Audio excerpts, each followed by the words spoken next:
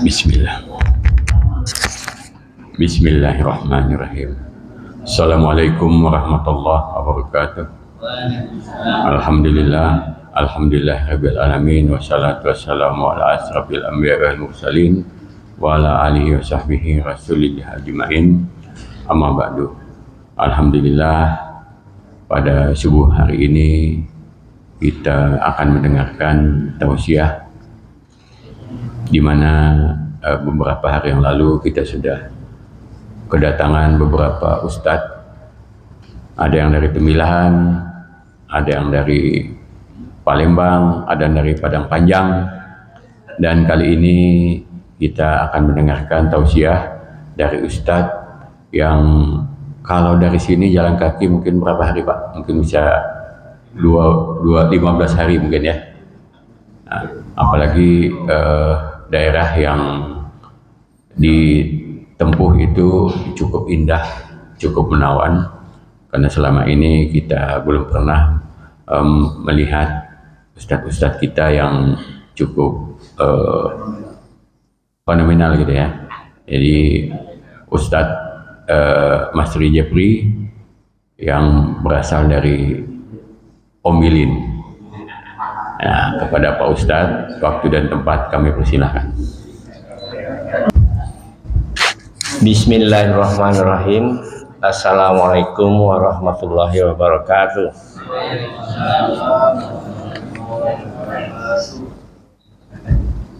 Alhamdulillahirabbil alamin wal aqibatu lil muttaqin wassalatu wassalamu ala asrofil anbiya wal mursalin wa ala alihi wa sahbihi rasulillahi ajmain. Amma ba'du. Alhamdulillah, kita ucapkan kepada Allah Subhanahu wa taala yang mana pagi ini kita masih diberi kesempatan, kesehatan dan kemauan untuk datang ke masjid ini. Semoga di hari-hari berikutnya kita masih akan diberi kesehatan oleh Allah Subhanahu wa taala. Amin. Selanjutnya mari kita berselawat kepada Nabi kita, junjungan kita Nabi Muhammad sallallahu alaihi wasallam. Allahumma sholli ala sayyidina Muhammad wa ala ali sayyidina Muhammad. Assalamualaikum ya Rasulullah, assalamualaikum ya Nabiullah, assalamualaikum ya Habibullah.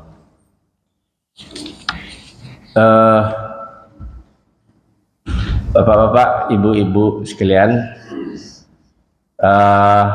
pagi ini saya mencoba menyampaikan beberapa hal serba-serbi dalam kehidupan kita keseharian, yaitu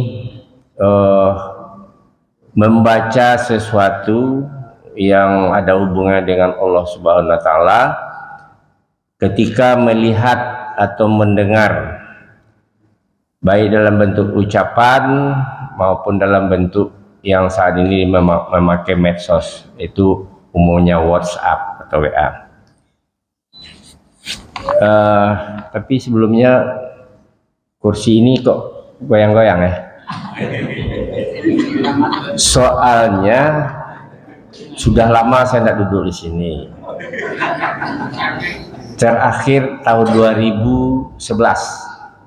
Udah lama kan? Waktu itu saya jadi wakil ketua masjid, jadi wakil ketua pengurus. Tapi waktu itu tidak sibuk. Nah, beda dengan sekarang. Yang tidak sibuk itu ketua, dia lihat-lihat jauh aja tapi lancar semua. Nah, itu kelebihannya, perbedaannya.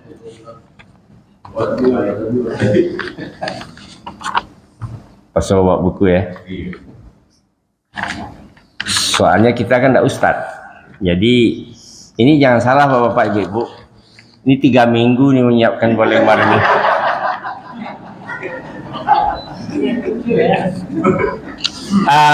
Apa itu yang saya maksud di sini?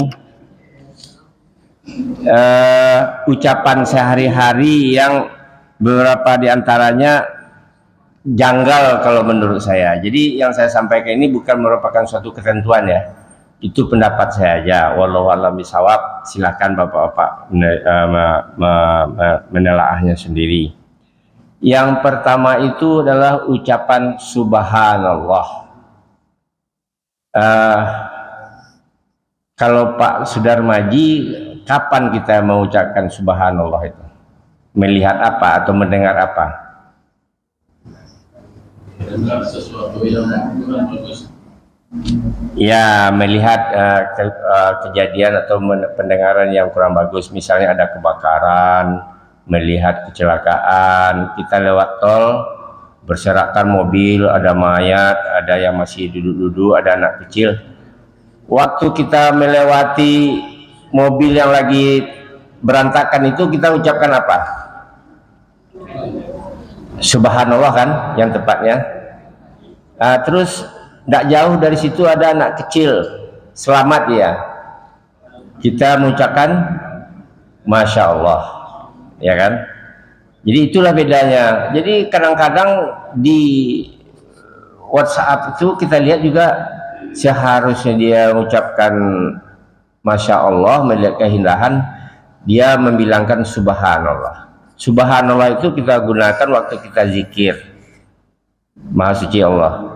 Tapi kalau misalnya ada kecelakaan, kita bukan Masya Allah yang kita ucapkan, tapi Subhanallah. Jadi Subhanallah ini kita ucapkan waktu kita melihat hal-hal yang tidak baik atau mendengar hal-hal yang tidak baik. Itulah. Kalau Masya Allah kapan pula? Masya Allah itu yaitu melihat suatu anak kecil dari Indonesia membaca Al-Quran dengan suara yang merdu di Arab Saudi sana, kita mendengarnya pun merinding. Itu kita ucapkan Masya Allah. Atau melihat kalau jalan-jalan ke Ombilin misalnya kan, itu indahnya Danau Singkarak itu Masya Allah. Apalagi kalau kita naik ke bukitnya pakai sepeda motor, ada namanya daerah di situ Awu Serumpun. Itu kalau kita lihat ke bawah, Masya Allah. Itulah dia.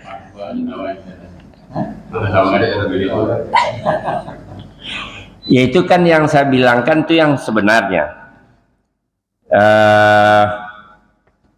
Itu tadi mengenai Masya Allah. Tapi ada pula yang selain dari Masya Allah itu sama Subhanallah itu, misalnya kita duduk-duduk di warung Pak RT sana, datang amoy bercelana pendek membeli kue silis misalnya. Apa yang harus kita ucapkan melihat itu Pak Supri?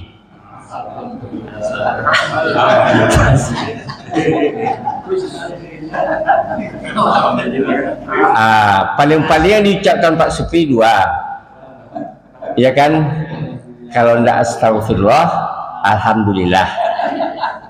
Tapi kadang-kadang ada kedua sekaligus. Astagfirullah diucapkannya, tapi dalam hati alhamdulillah.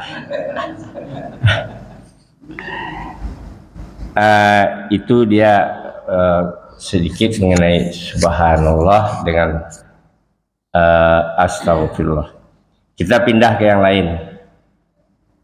Husnul khotimah sama su'ul khotimah. Kapan kita mengucapkan itu? Menurut pendapat saya, kalau kita mendengar orang meninggal atau kita baca di WA ada orang meninggal, terus kita spontan aja mengucapkan innalillahi wa inna ilaihi raji'un. Semoga almarhum atau almarhumah husnul khotimah. Kalau menurut saya, husnul khotimah itu diucapkan waktu orang sudah akan mendekati ajal. Semoga si anu husnul khotimah. Ya Allah, jadikanlah dia husnul khotimah. Tapi kalau kita mendengar dia sudah meninggal, kita akan mengucapkan innalillahi wa inna ilaihi raji'un. Tidak lagi perlu husnul khotimah, tapi doakanlah semoga Allah Subhanahu wa ta'ala memaafkan, mengampunkan segala salah dan khilaf. Jadi kayaknya seperti kurang elok kalau kita mengampunkan segala dosa-dosanya. Sepertinya dia sudah jelas betul berdosa. Memang manusia ini tempat berdosa. Tapi bahasanya kita perbaiki sedikit. Semoga Allah Subhanahu wa Ta'ala memaafkan dan mengampuni segala salah dan khilaf. Kalau jelas-jelas itu berdosa dilakukan, itu merupakan kesalahan. Tapi kalau dia sengaja melakukan dosa, dia itu khilaf. Jadi bahasanya akan lebih bagus. Wallahu a'lam bishawab. Pada kesempatan ini saya akan mempromosikan juga Om Bilin itu ya. Om Bilin itu Bu, indah sekali ya. Mulai kita waktu kecil kita berenang ya kan, berenang ke tengah-tengah tuh, bersenda gurau dengan teman-teman.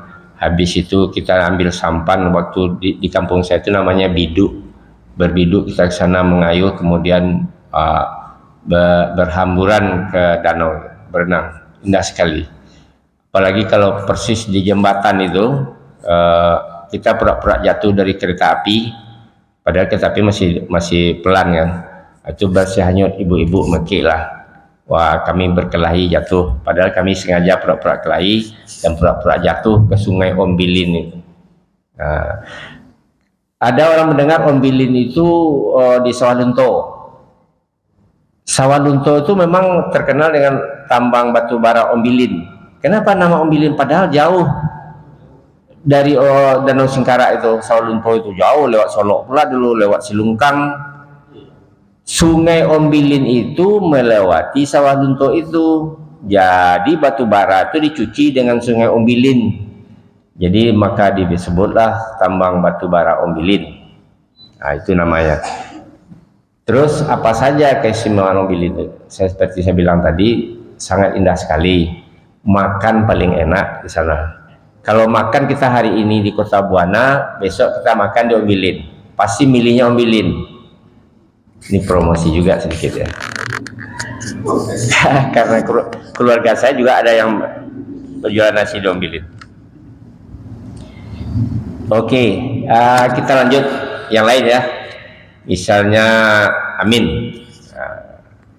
Amin, A-nya satu, I-nya satu.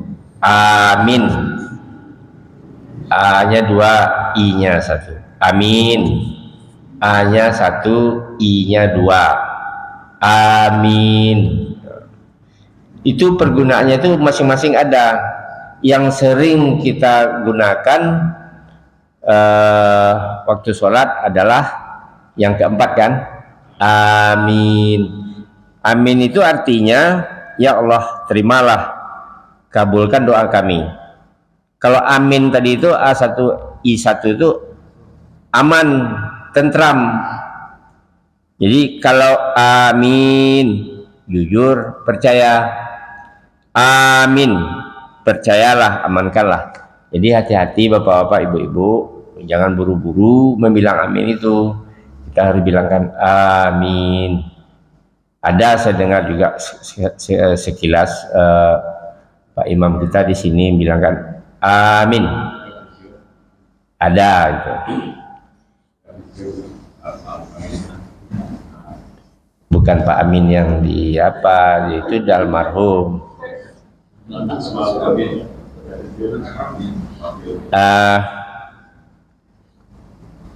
Pak Sukri kita cukup acungkan jempol hari akhir-akhir ini ya. Beliau itu punya misi, seizin ketua masjid, beliau itu berinisiatif untuk mengumpulkan dana atau sedekah bapak-bapak, ibu-ibu. Karena apa? Karena masjid kita ini dalam keadaan berutang ya. Jadi kalau bapak-bapak, ibu-ibu mau bersedekah atau berinfak, sekaranglah waktunya, karena masjid dalam keadaan berutang.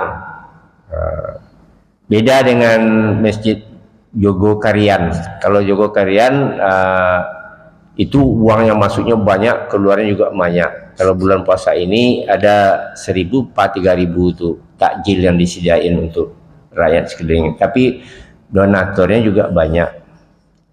Konon kabarnya dia sudah punya swalayan juga dan punya hotel Islami.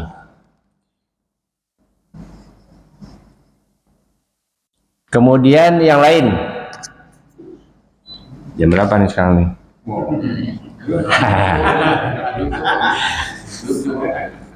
Soalnya saya pagi ini harus ke Duri, seharusnya kemarin, tapi tidak mau ganti semua ini, ya biarlah sekarang aja saya.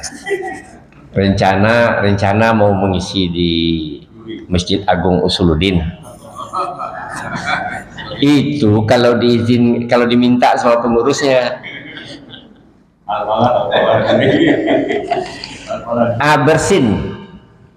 Bersin ya. Ada yang bilang kan kalau dulu waktu saya kecil diajar sama guru-guru saya di kampung, bersin tuh jika kamu bersin baca alhamdulillah. Bersin kita baca alhamdulillah. Itu maknanya kalau menurut ilmu kedokteran, hidung kita ini dimasuki virus. Jadi otomatis saraf yang ada di hidung itu mengusir itu virus itu. Bersin sampai 4 kali kita bersin. Kalau menurut saya itu benar. Tapi ada lagi yang lain. Kita mengucapkan alhamdulillah karena kita sekejap dimatikan oleh Allah. Jadi bangun kita lagi bersin, makanya kita ucapkan alhamdulillah. Kalau kita dengar di masjid nih, kalau misalnya karpetnya mulai sudah lama tidak disedot, itu kebanyakan kita ini bersin. Sesering itukah Allah mematikan kita dalam sholat? Menurut saya tidak. Jadi yang benar itu secara kedokteran tadi adalah bersin itu kita ucapkan alhamdulillah, bukan maknanya kita dimatikan Allah sekejap saat atau sesaat terus kita dihidupkan lagi, makanya kita membaca alhamdulillah. Menurut saya itu, kalau menurut saya ya, tapi wallahu alam bishawab, menurut saya itu tidak benar. Yang benar adalah bersin karena virus masuk ke hidung kita.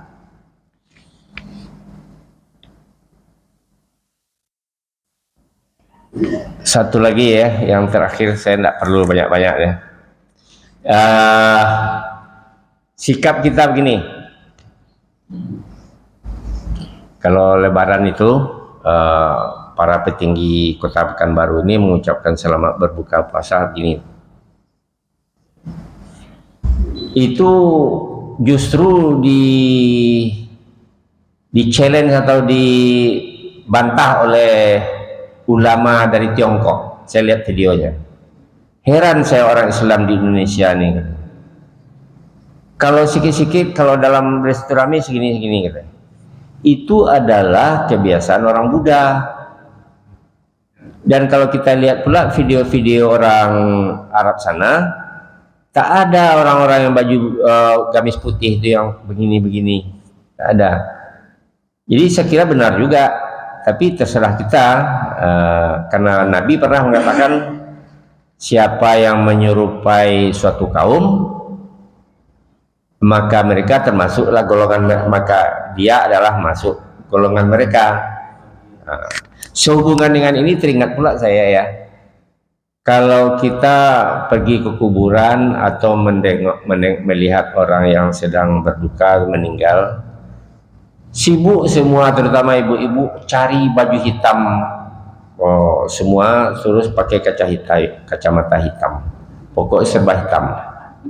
Itu sudah diterangkan oleh Ustadz Abdul Somad, itu tidak benar. Yang benar itu adalah putih, pokoknya jangan yang hitam. Itu kalau kita lihat di film-film mafia itu kan sering meninggal itu, semuanya hitam itu di kuburan itu. Apakah itu yang kita tiru? Jadi ini challenge untuk ibu-ibu ya, kalau ada yang meninggal janganlah diusahakan mencari pakaian hitam, sebaiknya kita pakai putih. Itu menurut saya, wallahu a'lam bishawab. Tradisi boleh ya, kalau tradisi seperti orang Badui sana dia pakai pakaian hitam, meninggal ya itu juga yang dia pakai, tidak pura-pura cari pakaian putih dia, ya kan? Tidak apa-apa, karena dia biasa hari-hari tradisi dia memang pakai pakaian hitam. Tapi ini jarang kita pakai. Kadang-kadang ibu-ibu itu dikhususkannya, ini yang satu ini, yang hitam ini untuk melihat orang mati nih. Nah, itu yang tidak benar. UAS pernah membilangkan seperti itu, menganjurkan. Ayo, tidak bawa baju. Mbak ada cara menghadapi yang tidak bawa baju itu. Oke, bapak-bapak, ibu-ibu. Kue? Kuis. Hadiahnya mana Pak Sunan Haji? Oke, demikian saja. Lebih dan kurang mohon maaf kalau salah, itu bukan dari saya, kalau benar itu ya. Apa tuh? Telekung hitam. Tidak apa-apa, kalau udah biasa kita telekung hitam tidak apa-apa. Tapi biasanya kita pakai telekung putih karena melihat orang meninggal, kita cari telekung hitam, sama aja. Ya, pokoknya terniat di hati kita memang sengaja melihat orang meninggal nih, kita carilah, buka lemari cari yang hitam-hitam. Tapi kita pulang ke pasar atau pulang antar anak sekolah, dari anak sekolah langsung kita ke tempat orang yang meninggal, kebetulan kita pakai pakaian hitam, itu tidak apa-apa.